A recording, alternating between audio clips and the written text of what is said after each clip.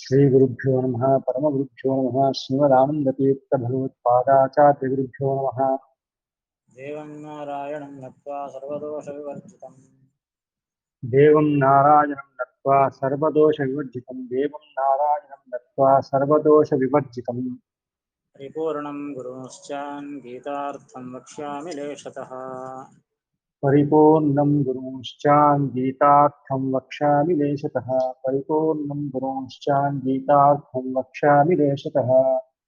समस्तगुणसम्पूर्णं सर्वदोषविवर्जितं समस्तगुणसम्पूर्णं सर्वदोषविवर्जितं समस्तगुणसम्पूर्णं सर्वदोषविवर्जितं नारायणं नमस्कृत्य गीतातात्पर्यमुच्यते। नारायणं नमस्कृत्य गीता तात्पर्यमुच्यते नारायणं नमस्कृत्य गीता तात्पर्यमुच्यते।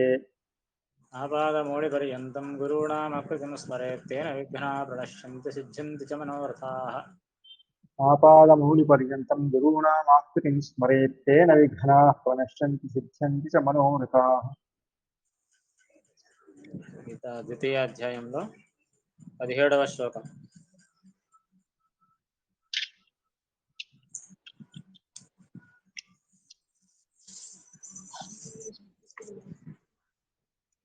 అవినాశితు తద్విద్ధి అవినాశితు తద్విద్ధి అవినాశితు తద్విద్ధి 17 అయిపోయింది, 18 కావాలి.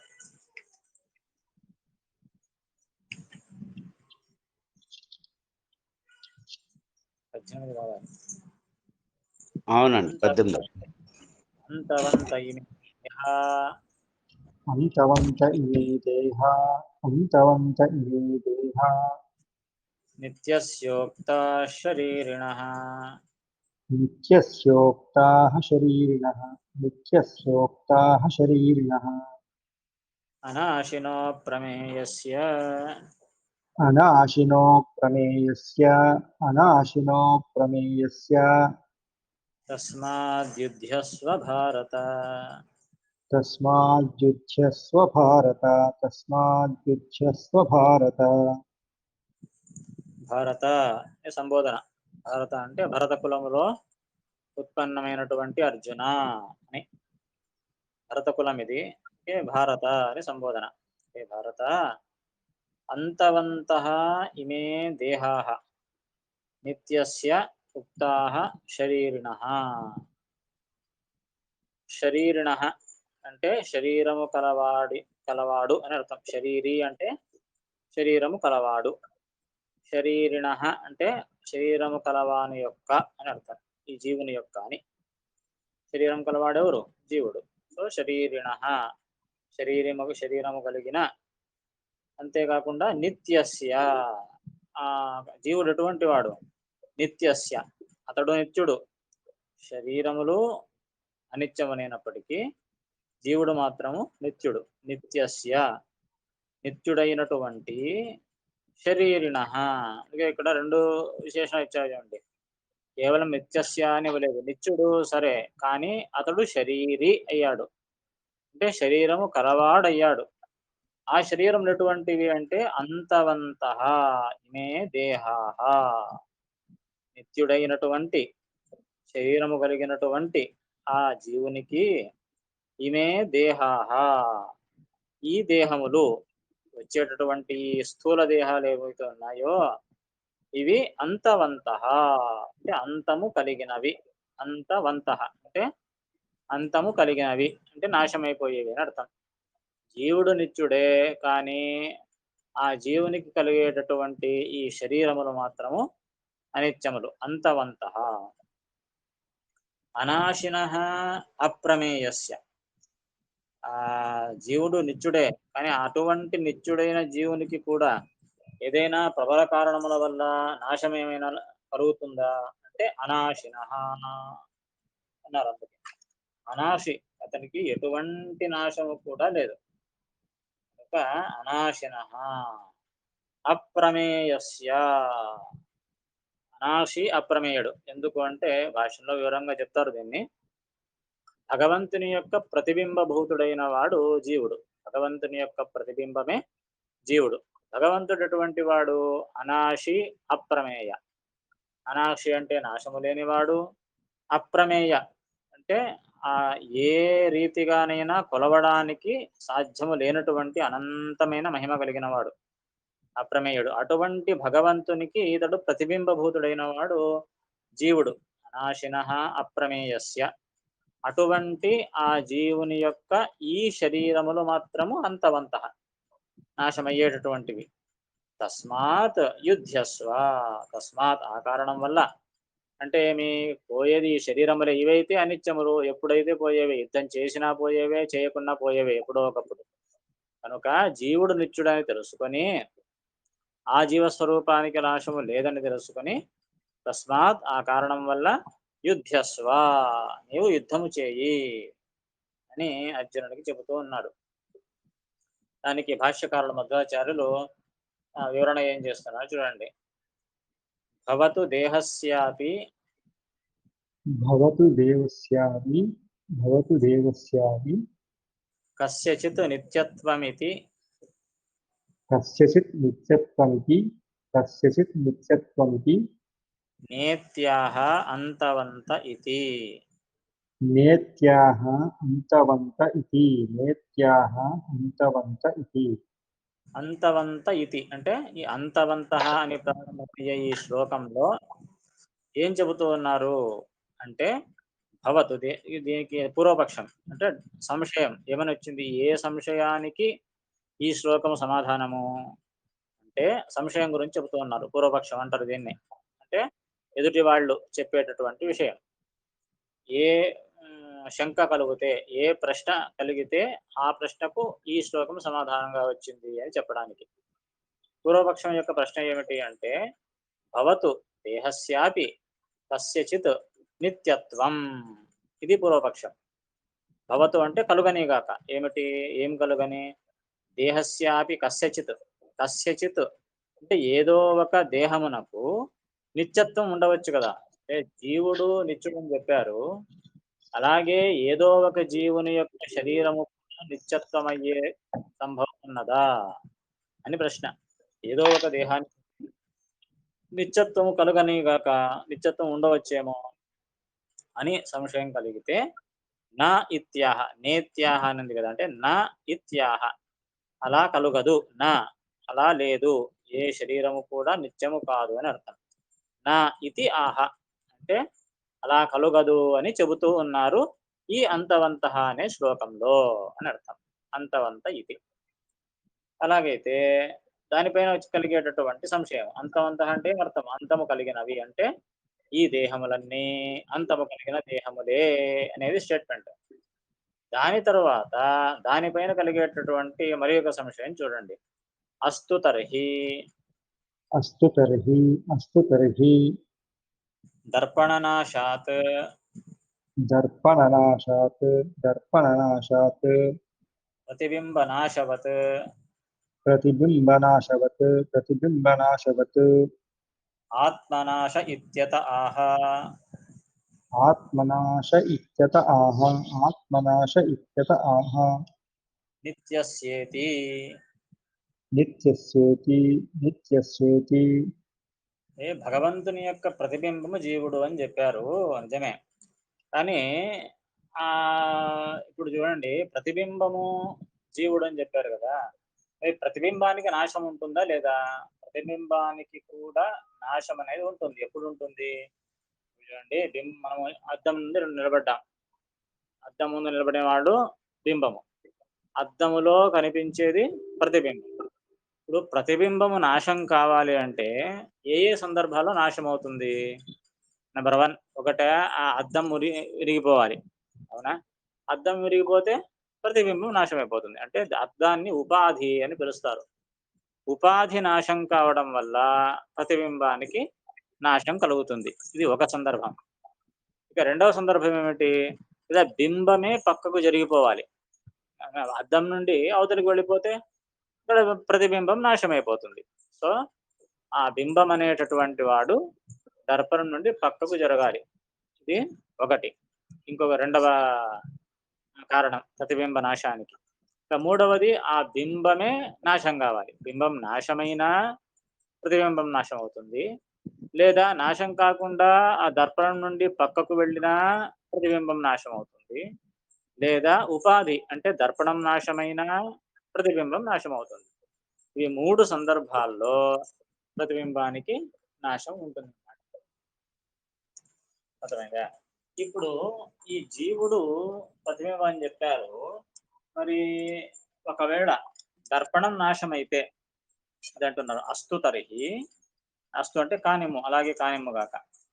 దర్పణనాశాత్ ప్రతిబింబనాశవత్ అంటే దర్పణము నాశమైనందువల్ల ప్రతిబింబము నాశమవుతుంది గదా! అలాగే దర్పణనాశాత్ ప్రతిబింబనాశవత్ ప్రతిబింబము నశించినట్లుగా ఆత్మనాశః ఈ ఆత్మ కూడా అంటే జీవాత్మ కూడా నశించేటటువంటి సందర్భం ఉంటుందా అని సంశయం కలిగితే దానికి నిత్యస్య అందుకే శ్లోకంలో ఆ జీవునికి ఏమని విశేషణం ఇచ్చారు? నిత్యస్య అని ఇచ్చారు. అంటే జీవుడు నిత్యమైన వాడు. జీవునికి నాశం అనేదే లేదు అని తెలియజేయడానికే నిత్యస్య అనే పదాన్ని వాడారు. అంటే దర్పణ నాశం వల్ల, ఉపాధి నాశం వల్ల ఆత్మ నాశం అవుతుంది అనేటటువంటి ఒక పాయింట్ వెళ్ళిపోయింది. ఆత్మ ఎప్పుడూ నిత్యమైనటువంటి వాడే అనేది. ఇంకొకటి నిత్యస్య అని జీవునికి ఒక విశేషణం ఇవ్వడం కాకుండా మరి ఒక విశేషణాన్ని ఇచ్చారు. ఏమిటి? శరీరిణః అని ఇచ్చారు.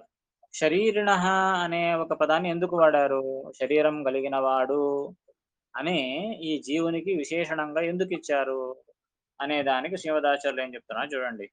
శరీరిణః ఇతి शरीरिणः इति शरीरिणः इति ఈశ్వర వ్యావృత్తయే ईश्वरव्यावृत्तये ईश्वरव्यावृत्तये శరీరిణః అని ఎందుకు చెప్పారు అనంటే జీవునికి శరీరాలు వస్తూ ఉంటాయి. శరీరాలు వస్తూ ఉంటాయి, పోతూ ఉంటాయి. శరీర నాశం ఉంది. శరీర నాశం ఉన్నప్పటికీ జీవునికి స్వరూపములో స్వరూప నాశము లేదు అనే మాట చెబుతూ ఉన్నారు. నిత్యస్య అని. సరే నిత్యస్య అని చెబితే సరిపోతుంది. శరీరిణః అనే పదాన్ని ఎందుకు వాడారు? శరీరం కలిగిన వాడు అని ఎందుకు వాడారు అనంటే ఈశ్వర వ్యావృత్తయే అని చెప్తున్నారు. శరీరిణః ఇతి. శరీరిణః అనే పదాన్ని ఎందుకు వాడారు అంటే ఈశ్వర వ్యావృత్తయే. ఈశ్వర అంటే పరమేశ్వరుడు. ఇక్కడ ఈశ్వర అంటే ఈశ్వరుడు, రుద్రుడు ఈ అర్థంలో కాదు. ఈశ్వర అంటే పరమాత్ముడు, భగవంతుడు అనే అర్థం. ఈశ్వర వ్యావృత్తయే అంటే భగవంతునికి సంబంధించకూడదు అని తెలియజేయడానికి శరీరిణః అని వాడారు. అంటే భగవంతుడు శరీరీ కాదు. శరీరము కలిగిన వాడు కాదు. అంటే ఏమిటి? శరీరం కలిగిన వాడు కాదు అంటే అర్థం ఏంటి? మన వలె అంటే జీవుల వలె ఈ ప్రకృతి సంబంధమైన, జడ సంబంధమైన, పంచభౌతిక సంబంధమైన శరీరము లేదు అని అర్థం. శరీరము లేదు అంటే అసలు ఏ శరీరం లేదు అని అర్థం కాదు.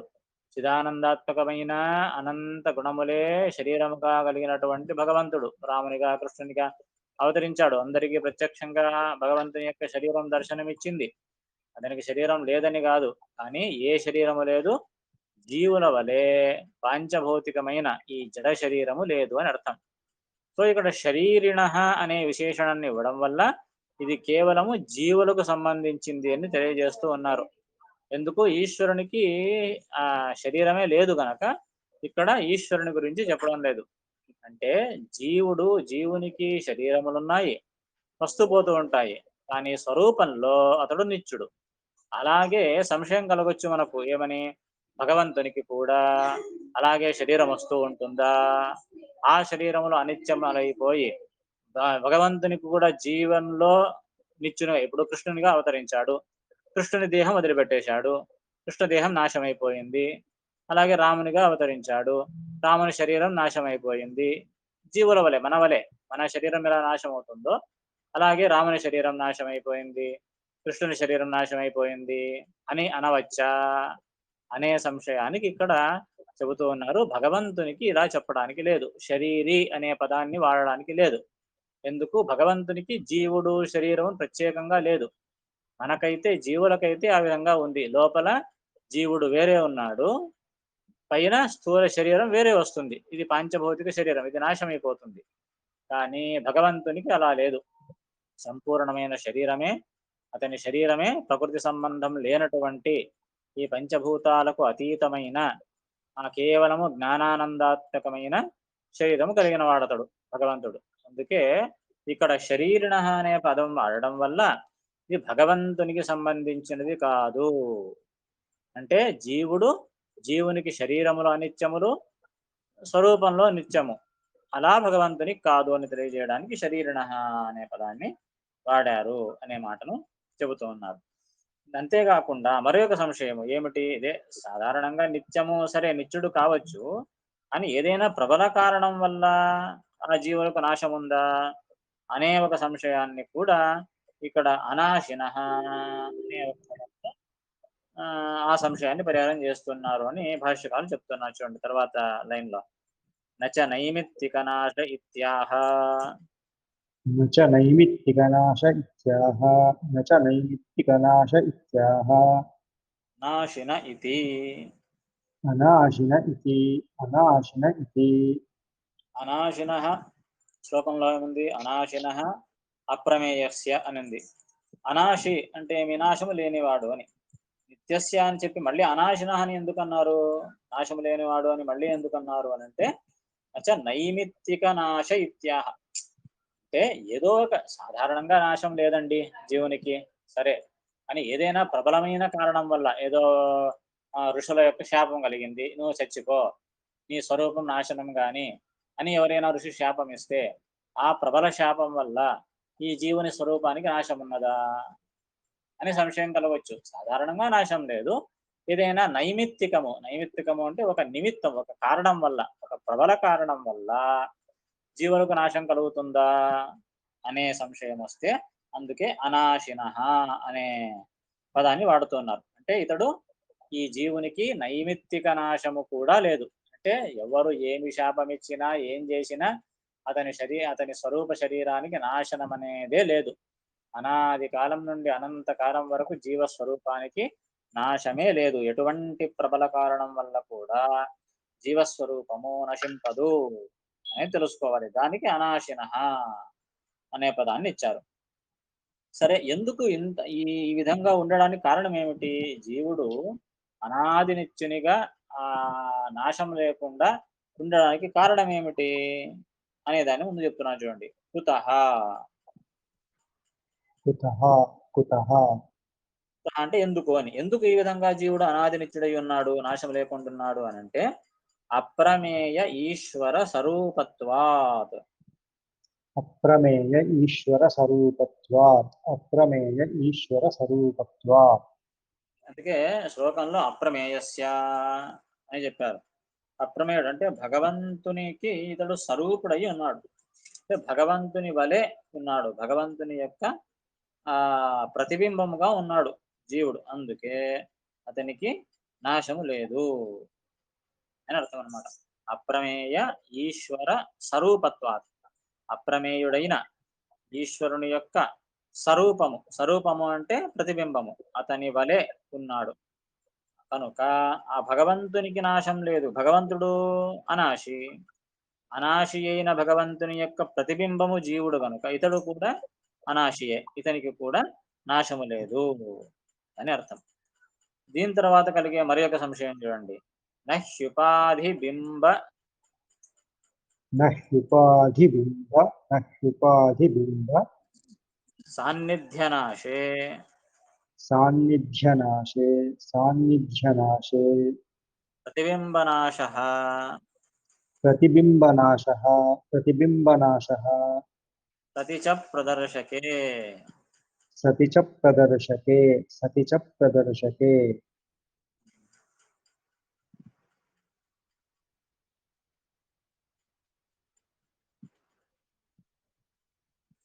అంటే చూడండి. నహి ఇప్పుడు ప్రతిబింబ నాశానికి 3 కారణాలు చెప్పుకున్నాం. ఏమిటి? ప్రతిబింబం నాశనం కావాలంటే 3 కారణాల్లో ఏదో ఒకటి ఉండాలి. ఒకటి ఉపాధి అంటే దర్పణమైన నాశనం కావాలి. రెండవది బింబమైన నాశనం కావాలి. మూడవది బింబానికి, ఉపాధికి సాన్నిధ్యము ఉండకూడదు. అంటే దూరం జరిగిపోవాలి. బింబము దర్పణము నుండి దూరంగా జరిగిపోవాలి. ఈ 3 కారణాల వల్ల ప్రతిబింబానికి నాశం ఉంటుంది. ఇప్పుడు ఒక కారణాన్ని నిరాకరించారు. ఏమిటి? ఉపాధి ఏమైనా నాశమవుతుందా? లేదు అని జెప్పారు. వెనక చెప్పారు గదా! దర్పణ నాశాత్ ప్రతిబింబ నాశవత్ అని. దర్పణము నాశం కావడం వల్ల ప్రతిబింబము నాశమైనట్లుగా జీవునికి నాశమున్నదా అనంటే లేదు. జీవుడు అతడు నిత్యుడు. నిత్యస్య అనే పదం వల్ల దాన్ని నిరాకరించారు. ఇక రెండవది బింబానికి నాశం ఉంటే, బింబనాశం వల్ల కూడా ప్రతిబింబానికి నాశం కలుగుతుంది గదా! అనంటే అందుకేం జెప్పారు? అనాశినః అప్రమేయస్య అనే పదాన్ని వాడారు. అంటే అనాశి అయిన, అప్రమేయుడైన భగవంతుడు, ఆ భగవంతునికి ఇతడు ప్రతిబింబం. అంటే ఏమి? బింబానికి నాశము లేదు అనే విషయాన్ని అనాశినః ప్రమేయస్య అనే పదంతో సూచించారు. సో, బింబానికి నాశం లేదు గనక ఇక రెండవ కారణం కూడా పోయినట్లే. బింబానికి నాశం లేదు గనక ప్రతిబింబానికి కూడా నాశం లేదు అని రెండో విషయం తేలిపోయింది. ఇక మూడో విషయం ఏమిటి? సరే ఒకవేళ బింబము దర్పణము నుండి దూరంగా జరిగితే అప్పుడు నాశం ఉంటుంది గదా! అలాగేమైనా అవుతుందా? అని మూడవ సంశయం. దాన్ని ఇక్కడ చెప్తూ ఉన్నారు. నహి ఉపాధి బింబ సాన్నిధ్య నాశే ప్రతిబింబ నాశః సతి చ ప్రదర్శకే. అంటే ప్రదర్శకం అంటే ఉపాధి. దర్పణము అని అనుకోండి. నహి ఉపాధి బింబ సాన్నిధ్య నాశే. ఉపాధి, బింబము ఈ రెండింటి యొక్క సాన్నిధ్యము. సాన్నిధ్యం అంటే దగ్గర ఉండడం, ఒకే చోట ఉండడము అని అర్థం. ఉపాధి మరియు బింబము ఈ రెండింటి యొక్క సాన్నిధ్యము. అది నాశమైపోతే అంటే బింబము ఆ ఉపాధి నుండి దూరంగా జరిగిపోతే అప్పుడేమైతుంది? ప్రతిబింబ నాశః. ప్రతిబింబం నాశమైపోతుంది. గౌతమి అలాగైనా ఏమైనా జరుగుతుందా అని మూడవ సంశయం అన్నమాట. గౌతమి ఉపాధి బింబ సాన్నిధ్య ఆవుకు నాశే పెడదాం మరి. ప్రతిబింబ నాశః. కనుక ఉపాధి, బింబము ఈ రెండింటి యొక్క సాన్నిధ్యము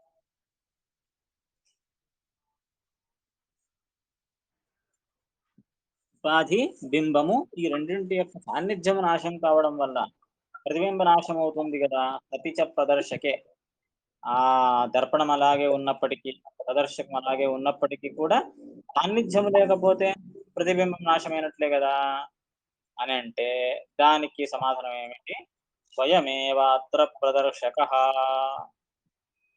స్వయమేవోऽत्र ప్రదర్శకः స్వయమేవోऽत्र ప్రదర్శకः. ఇక్కడ ఉపాధి ఏమిటి? అది ప్రధానం. ఇది చాలా ఇంపార్టెంట్ విషయం. చాలా కొంచెం క్లిష్టము. జాగ్రత్తగా అర్థం చేసుకోవాలి.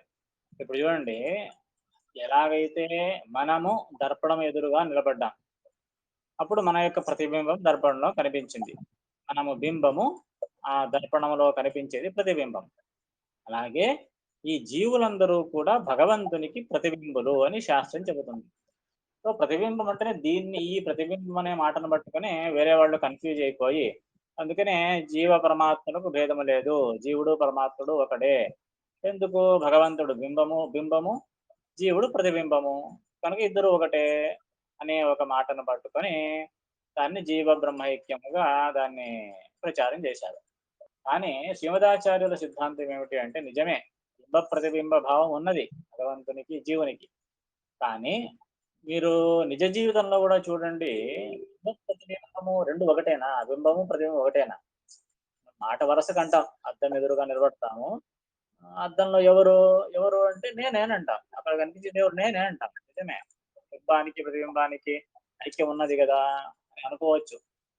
కానీ ప్రాక్టికల్‌గా ఆలోచించినప్పుడు నిజంగా మనం చూస్తే దర్పణంలో ఉండేది నేనేనా? నేనిక్కడ ఎదురు నిలబడ్డాను. దర్పణం ఎదురుగా నేను నిలబడ్డాను. నేనే వెళ్లి దర్పణంలో ఎలా నిలబడతాను? దర్పణంలో ఉండేది నేను కాదు కదా! ఇప్పుడు నేనే ఎలా అంటున్నాం మరి? కేవలం నా వలే ఉన్నదంతే. నేను కాదు అక్కడుండేది. ఇక్కడే తెలిసిపోయిందే. నేను వేరే, ప్రతిబింబము వేరే గౌతమి అనే విషయం తెలుస్తుంది గదా! నేనే ప్రతిబింబం కాదు. ఏ భేదము స్పష్టంగా తెలిసిపోతోంది గదా! నేనిక్కడే ఉన్నాను. నేనేం వెళ్లి దర్పణంలో దూరుకొని అవతల నిలబడలేదు గదా! నేనే. నేనిక్కడే ఉన్నాను. కానీ అద్దంలో చూసుకుంటూ ఏమంటున్నాను? అది నేను అని అంటున్నాను. ఎందుకు? అది నువ్వేనా? కాదు గదా! నేను వేరే, ప్రతిబింబం వేరే. నా వలే ఉన్నదంతే గౌతమి అది. అంతేగాక అనేక వైరుధ్యాలు కూడా ఉన్నాయా లేదా? నా కుడి చేయి దానికి ఎడమ చేయి అవుతుంది. నా కుడి కన్ను దానికి ఎడమ కన్ను అవుతుంది. అన్నీ వ్యతిరేకమే. ఇక నేనని ఎలా అంటాను నేను? ఎన్నో వైరుధ్యాలున్నాయి. ఎదురెదురుగా ఉన్నాయి. నేను కుడిభాగం నిలబడితే అది పశ్చిమాన నిలబడి ఉంటుంది. నాకు ప్రాణం ఉంది, దానికి ప్రాణం లేదు. నాకు ఆకలి అవుతుంది, దానికి ఆకలి కాదు. ఎన్నో వైరుధ్యాలున్నాయి. ఏమీ సామ్యం లేనే లేదు. Totally different. కానీ ఏమంటున్నాను? నేనే అది అని అంటూ ఉన్నాను. ఇన్ని వైరుధ్యాలున్నప్పటికీ ప్రతిబింబము నేనే అని ఎందుకంటున్నామంటే కేవలం 2 కారణాలు. ఏమిటి? అది నా వలే ఉన్నది. నా అధీనమై ఉన్నది. ఇంతే. ప్రతిబింబము అని చెప్పడానికి 2 కారణాలు. ఏమిటి?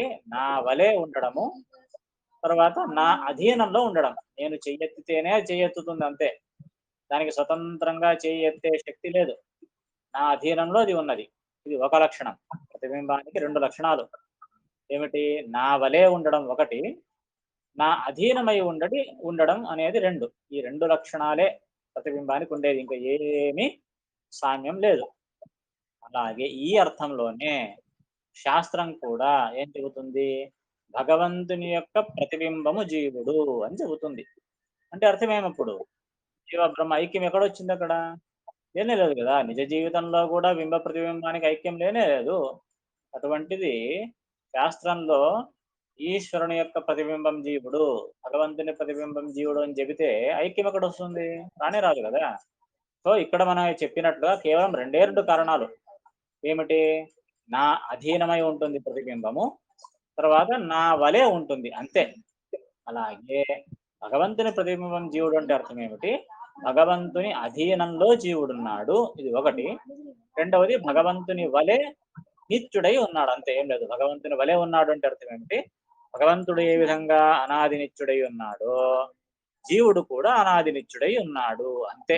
2 విషయాల వల్ల ఈ జీవుడు భగవంతుని ప్రతిబింబమై అంతే తప్పనిస్తే ఇక వేరే ఎటువంటి సమయం లేదు. ఇది ఒకటి స్పష్టంగా మనం తెలుసుకోవాల్సిన విషయం. చాలా ముఖ్యమైన విషయం. సో, ఎక్కడైనా బింబ ప్రతిబింబ భావం అంటూనే ఈ మాట గుర్తు రావాలి. వేరే వాళ్ళు చెబుతూనే అంతే కదండీ! మరి బింబ ప్రతిబింబం ఐక్యం గదా! అలాగే జీవ బ్రహ్మల ఐక్యాలు అంటే వెంటనే చెప్పాలి. ఎక్కడ ఐక్యం ఉంది చెప్పు నాయనా అని. ఎక్కడ ఐక్యం లేనే లేదు. సామ్యం లేనే లేదు. ఇది ఒకటి ప్రధానమైన విషయం. ఇక రెండవది సరే ఇప్పుడు నే నా ప్రతిబింబం నాశం కావడానికి నాశం ఉందా లేదా అని రెండో ప్రశ్న. ప్రతిబింబం నాశం కావడానికి 3 కారణాలు కావాలి. ఏమిటి? నంబర్ 1 ఒకటే అద్దమైన పగలాలి. అంటే ఉపాధి నాశం కావాలి. ఇది ఒకటో కారణం. లేదా బింబము నాశం కావాలి. ఇది రెండవ కారణం. ఇక మూడవ కారణము బింబానికి, ఉపాధికి సాన్నిధ్యము నాశం కావాలి. అంటే బింబము ఈ ఉపాధి నుండి దూరంగా జరగాలి. ఈ 3 కారణాల వల్లనే ప్రతిబింబానికి నాశం ఏర్పడుతుంది. ఇప్పుడు ఆలోచిద్దాము.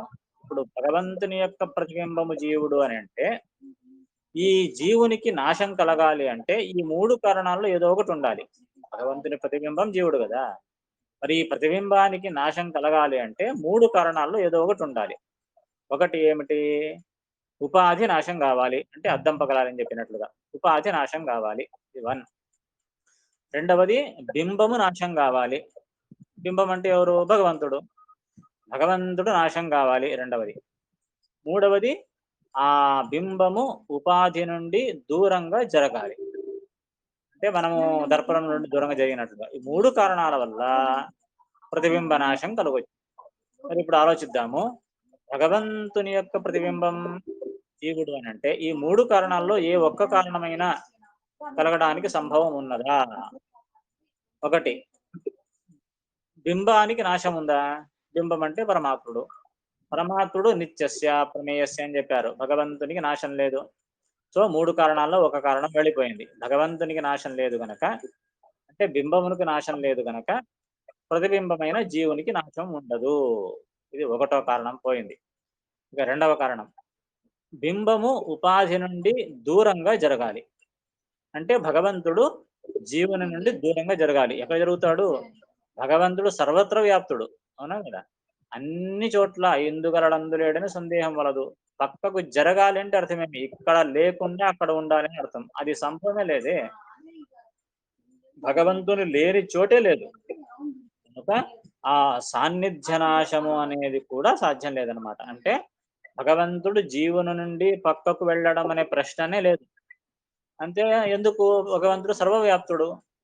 కనుక సర్వవ్యాప్తుడైన వాడు ఎక్కడ జరుగుతాడు? జరగడానికి ప్లేస్ ఉంటే గదా! సర్వవ్యాప్తుడు అతడు. కనుక ఆ సాన్నిధ్య నాశము కూడా లేదు. రెండవ కారణం వెళ్ళిపోయింది. ఇక మూడవ కారణం ఏమిటి? ఉపాధి నాశం గావాలి. అంటే దర్పణ నాశం కావాలి. ఇక్కడ ఉపాధి ఏమిటి అనంటే జీవుని యొక్క స్వరూపమే ఉపాధి. అంటే ఇక్కడ ఇంకో విషయం బాగా అర్థం చేసుకోవాలి. ఇక్కడ దర్పణం విషయంలో, దర్పణ దృష్టాంతంలో దర్పణం వేరే, ప్రతిబింబం వేరే. అవునా కదా! అంటే ఉపాధి వేరే, ప్రతిబింబం వేరే. కానీ జీవుని విషయంలో ఏమైంది అంటే జీవుని స్వరూపమే జీవుని స్వరూపమే ఉపాధి. ఆ స్వరూపం కంటే వేరే ఉపాధి లేనే లేదనమాట. అదే స్వరూపము, అదే ఉపాధి. సో, ఈ ఉపాధి నాశం కాదు. ఎందుకంటే అది చిద్రూపమైనటువంటిది. ఆనంద రూపమైనటువంటిది. దానికి అది అనాది నిత్యం. దానికి నాశం లేదు గనక ఆ ప్రతిబింబమైన జీవునికి కూడా నాశము లేదు. అదే ఇక్కడ చెప్తున్నారు. స్వయమేవ అత్ర ప్రదర్శకః అనే మాట వచ్చింది చూడండి. స్వయమేవ అత్ర ప్రదర్శకః. ప్రదర్శకః అంటే ఉపాధి. అది స్వయమేవ. జీవుని యొక్క స్వరూపమే ఉపాధి అయింది ఇక్కడ. కనుక ఆ ఉపాధికి నాశం లేదు. ఎందుకంటే చిత్వాత్ అని అంటున్నాడు. తర్వాత చూడండి. చిత్వాత్ చిత్వాత్ చిత్వాత్ నిత్యశ్చ ఉపాధిః కశ్చిదస్తి. నిత్యశ్చ ఉపాధిః కశ్చిదస్తి నిత్యశ్చ ఉపాధిః కశ్చిదస్తి చిత్వాత్ చిన్మయమైనటువంటి ఉపాధి అది. నిత్యశ్చ ఉపాధి కశ్చిదస్తి. నిత్యమైనటువంటి ఉపాధి అది. నిత్యమైనటువంటి ఉపాధి కనుక ఉపాధికే నాశం లేదు. ఉపాధికే నాశం లేదు గనక ఆ ప్రతిబింబభూతుడైన జీవునికి కూడా నాశము లేదు. అంటే జీవుని యొక్క స్వరూప శరీరమే ఉపాధి. ఉపాధి వేరే కాదు. ఆ జీవుడు వేరే కాదు కనుక ఆ ఉపాధికి నాశమే లేదు. కనుక ఆ చేతనుడైనటువంటి జీవునికి కూడా నాశము లేదు అని. ఎందుకంటే దీన్నే మరొక భగవంతుని యొక్క మాటతో ఈ ప్రమాణాన్ని ఇస్తున్నారు చూడండి తర్వాత శ్లోకంలో. ప్రతిపత్తౌ విమోక్షస్య ప్రతిపత్తౌ మోక్షస్య ప్రతిపత్తౌ విమోక్షస్య నిత్యోపాధ్యా స్వరూపయా నిత్యోపాధ్యాస్వరూపయా నిత్యోపాధ్యాస్వరూపయా చిద్రూపయా జీవః చిద్రూపయాయుతో జీవః చిద్రూపయాయుతో జీవः కేశవ ప్రతిబింబకః.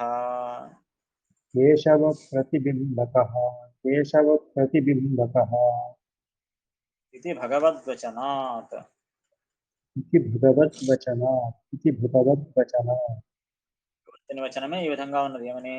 ప్రతిపత్తౌ విమోక్షస్య నిత్యోపాధ్యా స్వరూపయా చిద్రూపయా యుతో జీవః కేశవ ప్రతిబింబకః.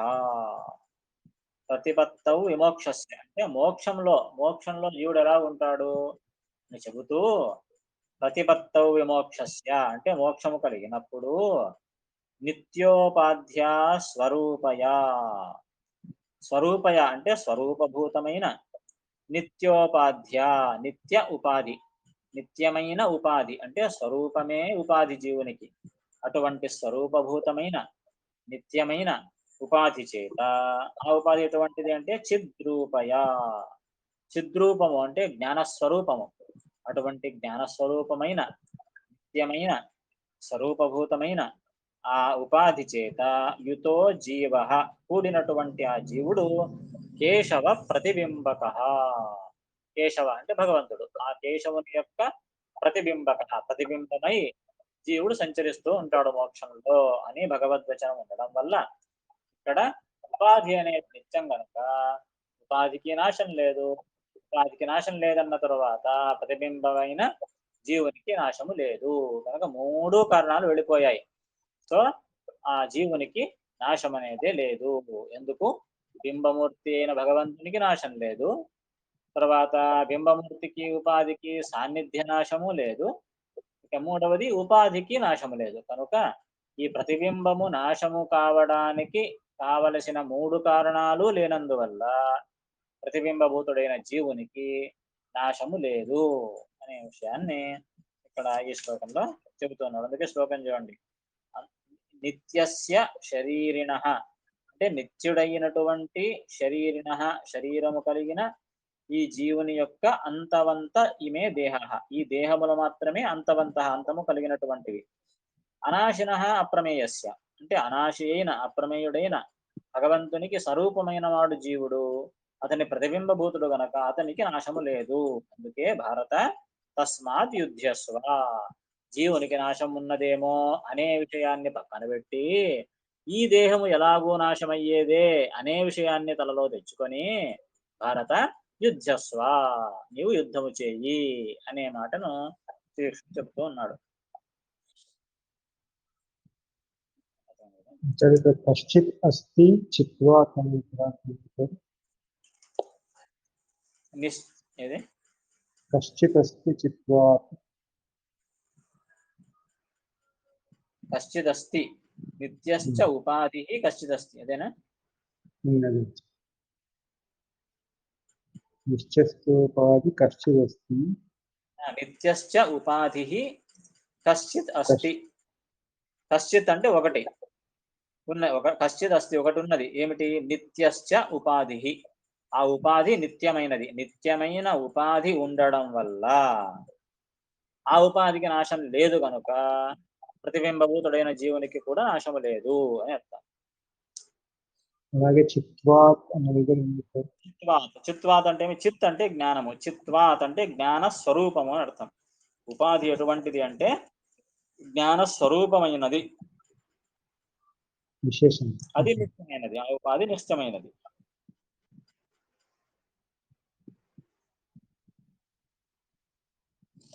జ్ఞానస్వరూపం అయిన ఉపాధి అనడం కరెక్ట్ కాదు.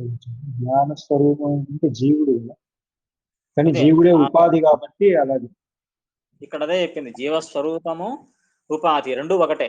ఎలాగా ఇక్కడ దర్పణము ప్రతిబింబము వేరే వేరే ఉన్నాయో అలా జీవుని విషయంలో అలా లేదు. అంటే ప్రతిబింబము ఉపాధి వేరు వేరు కాదు, ఒకటే. అంటే జీవస్వరూప ప్రదర్శక అన్న పదంలో చెప్పారు. ఇది స్వయమేవ అత్ర ప్రదర్శక అనే దగ్గర స్వయమేవ అంటే తానే అంటే ఆ ఆత్మ జీవుని యొక్క స్వరూపమే ఉపాధి అయినదనమాట. అందుకే ఆ ఉపాధి ఎటువంటిది అంటే చిత్వాత్ అంటే చిన్మయమయ జ్ఞానస్వరూపము. నిత్యశ్చ ఉపాధి ఆ ఉపాధి నిత్యమైనది. అందుకే ఉపాధి నిత్యం కనుక ఆ ప్రతిబింబభూతుడైన జీవునికి నాశము లేదు.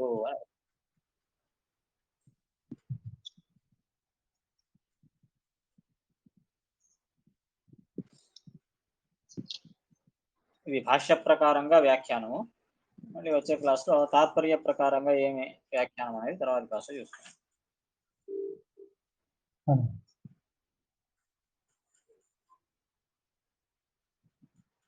అంతవంత ఇమే దేహ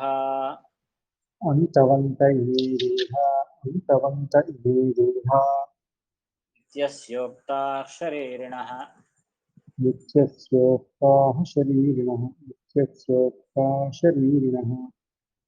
అనాశినో ప్రమేయస్య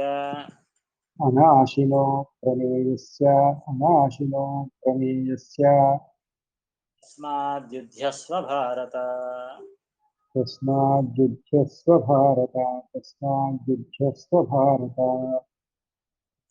సంశయం ఉంటే అడగచ్చు.